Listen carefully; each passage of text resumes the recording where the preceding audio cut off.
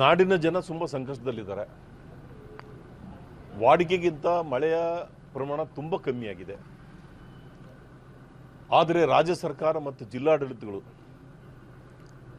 ಯಾಕೆ ಈ ವಿಷಯವನ್ನು ಸೀರಿಯಸ್ ಆಗಿ ತಗೋತಾ ಇಲ್ಲ ನಮ್ಗೆ ಅರ್ಥ ಆಗ್ತಾ ಇಲ್ಲ.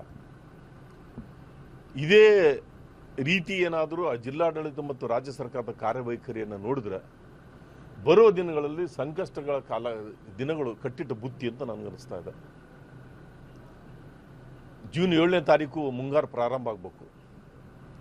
ಇವತ್ತು ಜುಲೈ 21ನೇ ತಾರೀಕಿನಲ್ಲಿ ಇದ್ದೀವಿ. ಅಂದರೆ ಸುಮಾರು 1.5 ತಿಂಗಳು ಕಳೆದರೂ ಕೂಡ ಮಾನ್ಸೂನಿನ ಸುಮಾರು 20-25% ಮಳೆ ಕೂಡ ಅವರೇಜ್ ಆಗಿಲ್ಲ. ಹಾಗಾಗಿ ನಾನು ಜಿಲ್ಲಾ ಆಡಳಿತಕ್ಕೆ ಮತ್ತು ರಾಜ್ಯ ಸರ್ಕಾರಕ್ಕೆ ವಿನಂತಿ ಮಾಡ್ತೀನಿ, ಬೇಗ ಈ ವಿಷಯದಲ್ಲಿ ನೀವು ಭಾಳ ಜಾಗೃತರಾಗಿ ಬರವನ್ನು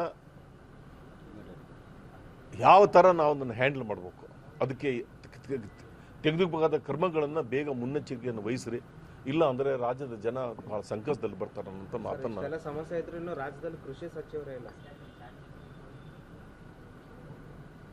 ರಾಜ್ಯದಲ್ಲಿ ಕೃಷಿ ಸಚಿವರು ಇಲ್ಲ ಅನ್ನೋದು ಒಂದ್ ಕಡೆ ಆಗಿದ್ರೆ ರಾಜ್ಯ ಸರ್ಕಾರದಲ್ಲಿ ಸರ್ಕಾರ ಇದೆಯಾ ಅಂತ ಬಹಳ ವಿಚಾರ ಮಾಡುವಂಥ ಸಂದರ್ಭ ಬಂದು ಒದಗಿದೆ. ರಾಜ್ಯದ ಮಾನ್ಯ ಮುಖ್ಯಮಂತ್ರಿಗಳು ಅಧಿಕಾರಕ್ಕೆ ಬಂದು ಒಂದೂವರೆ ತಿಂಗಳು ಆಗಲತ್ತು. ಅವರ ಸಚಿವ ಸಂಪುಟದ ಪೂರ್ತಿ ರಚನೆ ಮಾಡೋಕ್ಕಾಗಿಲ್ಲ. ಈ ಥರದ ಈ ಸಂದರ್ಭದಲ್ಲಿ ಉದಾಹರಣೆಗೆ ಹಿಂದೆ